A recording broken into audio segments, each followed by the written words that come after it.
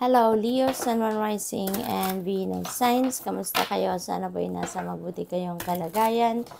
Welcome back po sa Star Tarot. Kung bago kayo dito, welcome din kayo. Thank you sa inyong support.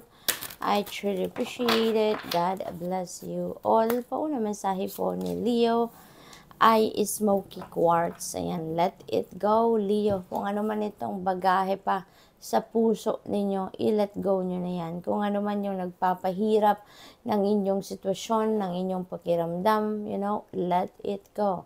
No, hindi natin kailangan sa buhay natin yung clutter, hindi natin kailangan sa buhay natin kung ano man yung nagdudulot ng hindi magandang pakiramdam, nagpapa-stress sa atin. We don't need that in our lives. Kaya inanyayahan kayo dito na let go nyo na yan. Kung ano man yan na hindi nagbibigay ng positibong vibes sa inyo, let them go. It's time for you to release them. Okay? So, we have Kaiser phrase, allow yourself to receive. Ayan. So, siguro, Leo, sanay na sanay kayo na kayo yung nagbibigay. Sanay na sanay kayo na lagi kayong ang benefactor. Lagi kayo yung nag-share. Kaya, siguro parang nahu-awkward kayo na kayo naman siguro yung binibigyan, kayo naman yung tinutulungan. Kaya iniimbitahan kayo dito ng Spirit to allow yourself to receive. Payagan nyo naman ang sarili ninyo na kayo naman ang tumanggap ng tulong, kayo naman ang tumanggap na regalo, something like that, no? Kasi by allowing yourself to receive, kahit ano man ang manggagaling sa ibang tao, tulong man yan o regalo, you are also giving that person an opportunity para maging masaya din by doing some kind of generosity. 'Di ba? Kasi two-way din yan eh. Two-way. Hindi lang yan nagbibigay sa'yo, hindi lang yan tumutulong sa'yo, but also sa pagpayag mo na tanggapin ang anong binibigay niya or tinutulong niya sa'yo, you are also giving that person an opportunity to help, an opportunity to show their concern by showing their love, no? Kasi ang iba, that is one way of showing their love or one way of expressing their love para sa isang tao, yung pagiging generous, no? Kaya, allow yourself to receive this time. Okay, Leo? So, we have Sunstone. Take pleasure in the things that you do. Ayan. So, masaya ka, no? Maging masaya ka sa kung ano ang inyong ginagawa. Enjoy mo, i-savor mo kung ano man ang inyong ginagawa, no? Lalo-lalo na yung pagiging generous na lang, 'di ba? Most likely, ang iba sa inyo siguro nagbibigay kayo for other reasons, no? Pero 'di ba, pag nagbibigay tayo, dapat bukal sa loob. Pag tumutulong tayo, bukal sa loob. Kasi kapag ganun nararamdaman natin, it's very rewarding na makikita mo mga taong binibigyan ninyo or tinutulungan ninyo na masaya. 'Di ba? So, ganun na lang, 'di ba? For some of you, no, magbigay kayo if you're going to give, if you're going to share something na bukal sa loob kasi mas masarap ang pakiramdam, no? Tingnan natin kung ano pa ang ganap dito for Leo. We have proposal. Maaring magpo-propose kayo, no? Leo, sa ngayon, posible din na kayo yung pagpo-proposal. No? Maybe kayong magre-receive ng proposal na ito. Yung proposal na to could be a romantic na proposal, could be a marriage, di ba? Na ino-offer sa iyo ng inyong person or marriage yung ino-offer ninyo sa inyong person, or maaari din naman na business proposal ito. So, maaring meron magpo-propose sa inyo for business venture, business partnership, or posible din na kayo yung magpo-propose, no? So, good luck. We have Eagle.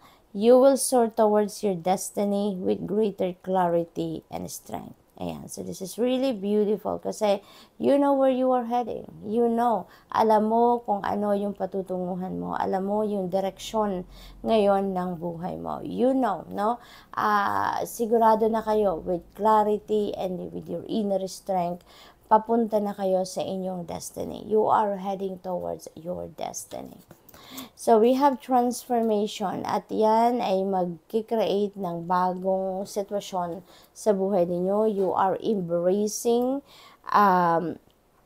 a new experience, you're embracing a new situation dito. Okay?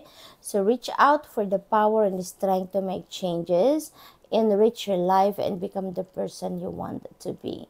So, hindi lang yung mga pangyayari, kaganapan sa buhay ninyo, sa paligid ninyo ang magbabago, but also, siguro, this is going to start on a personal level. So, magsisimula kayo ng pagbabago dito sa inyong personal level, kaya maaring magbabago dito yung belief system ninyo, maaring magbabago muna dito yung ninyo, yung mga paniniwala ninyo, mga behavior ninyo, attitude. So, maaring isa yan sa mga uunahin ninyong pagbabago. Okay?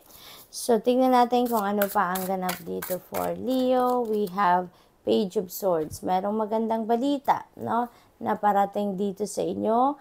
At maaaring yung balitang ito could be related, no, to career, to trabaho, to relationship, to business. It could be anything, but definitely yung balitang parating or information, maaring yun ang hinihintay ninyo. Maaring yun ang gusto ninyong makuha at this time. So, posibleng ganun ang ganap dito. Okay? It is also possible na yung ninyo dito, yung impormasyon na hinihintay ninyo is the information that you are trying to gather, di ba? Para makatulong siguro sa inyong pagdedesisyon, because maybe you are facing an important decision making, no? So, parang ganun. So, what else? We have the High Priestess. Ayan. So, yung High Priestess energy is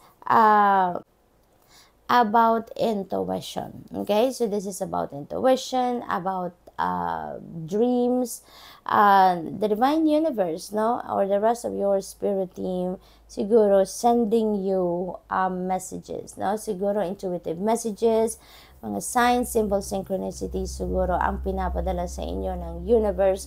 Yan ay para mabigyan kayo ng gabay towards doon sa kung paano ninyo i-navigate ang inyong mga sitwasyon sa ngayon. Okay?